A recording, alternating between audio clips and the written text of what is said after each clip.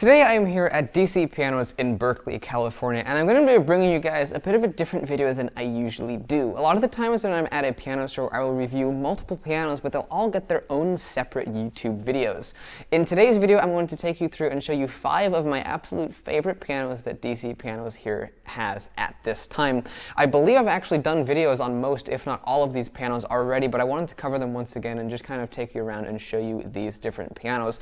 The one I'm sitting at here is a Berkeley. I believe it's a 175, and I also believe it's from the 60s. Another thing that's going to be different about this video than most others is in most of my other videos, as many of you who have followed my channel will know, I tend to play the same music on every piano I play. And the reason for this is so that when you bounce from one video of mine to another, if you're interested in comparing the sounds of the different pianos, which is the origin of my channel, you will actually kind of be able to tell the differences in the same type of music between one piano to another. I do change the repertoire from time to time. I used to play Bach hymns, now I play Bach Prelude and Fugue at the moment, but I do change from time to time, but I generally tend to stay with the same music over a long period of time.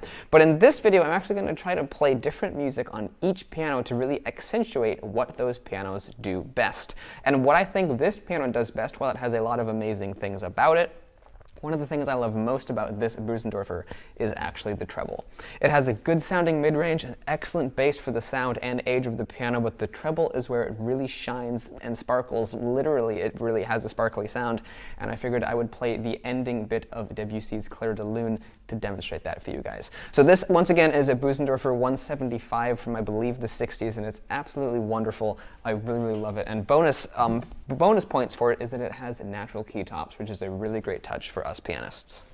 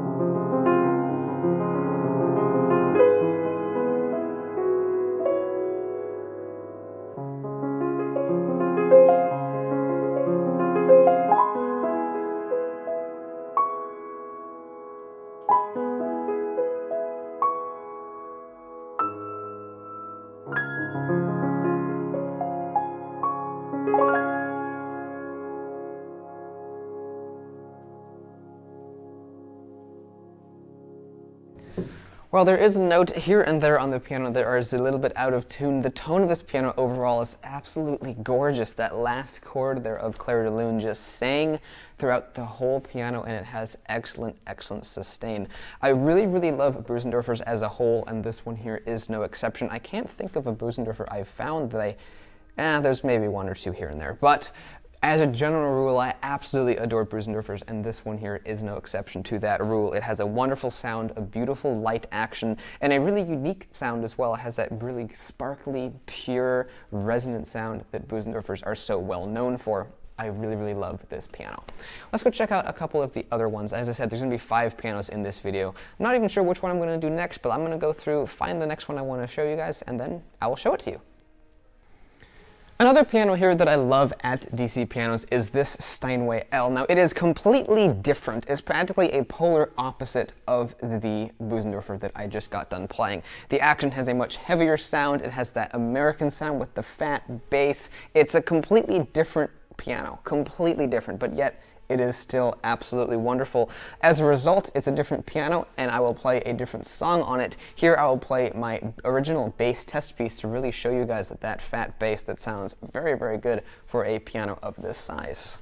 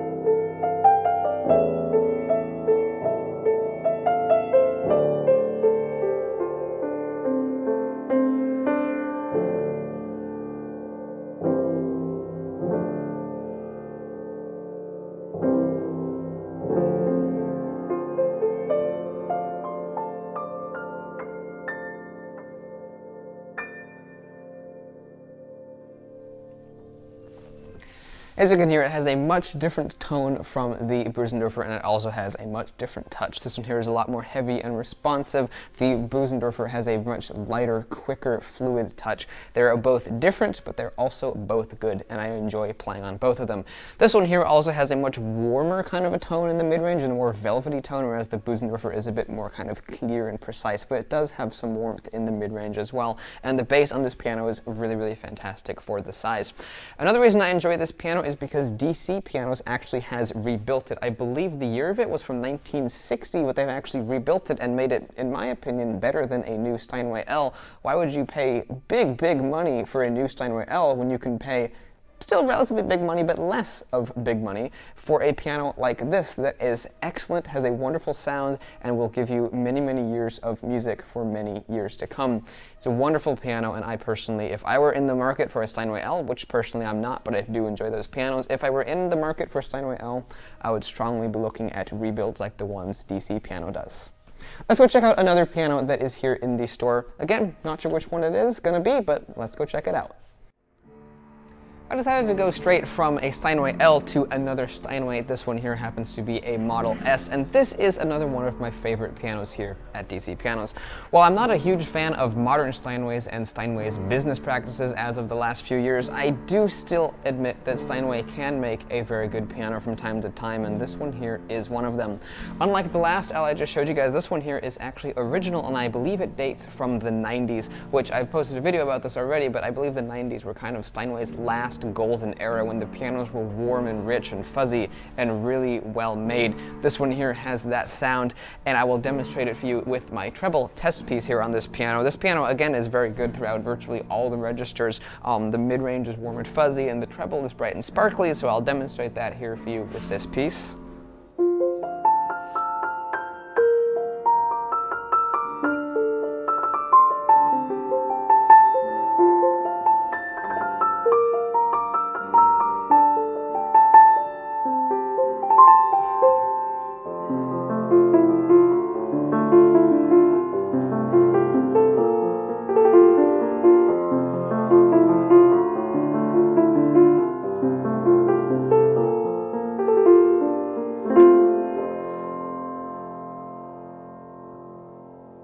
The treble in particular in this piano is so bright and sparkly and wonderful sounding.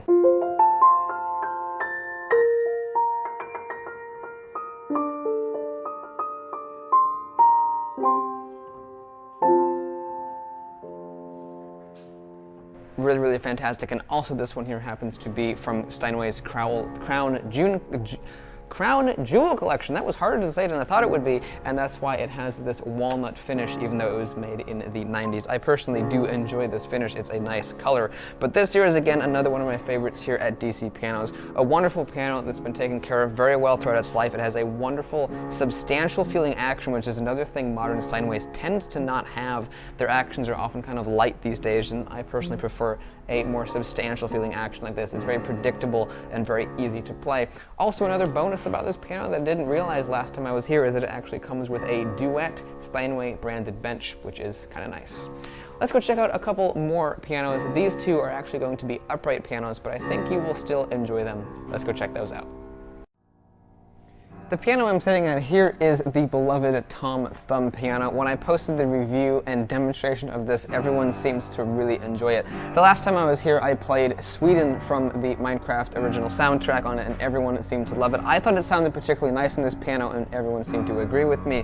Now, unfortunately, but fortunately for DC Pianos, but unfortunately for me, this piano has now been sold. Not sure if it was through the video or if someone just wandered in and found it on their own, but the piano is now sold. But before it actually leaves the store, I will do one more piece on it for you guys here. This is absolutely one of my favorite pianos here, by the way. I will play Wet Hands, another piece from the Minecraft soundtrack on this piano. It has gotten a little bit out of tune since the last time I've played it, but the good news about it is, for whoever owns this piano now, it only has one string per note, which is unusual for pianos. Most pianos will have 3 notes in the treble register. Some have 4, most have 3. And then in the for a small range, in the low mid-range, you'll have 2 strings per note, and in the low bass, they'll only have 1 string. But this piano only has 1 string throughout the whole piano, so it gives it a really unique sound, and it also would make it easy to tune. But let me play you Wet Hands from the Minecraft soundtrack, and I hope you guys like it.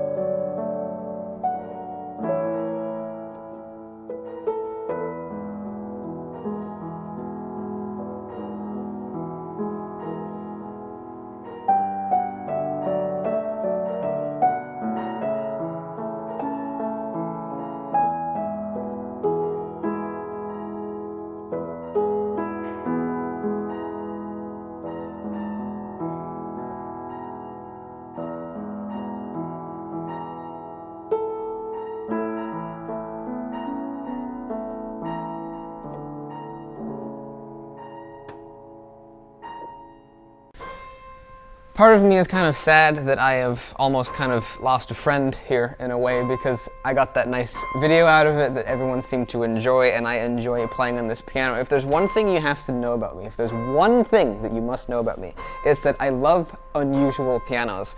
And this one here is definitely unusual. You got one string per note, it's a small little piano, not very many of them were made, and just the fact that it actually sounds good, especially when it's in tune. Check out the last video I did on it, it sounds really good in that video.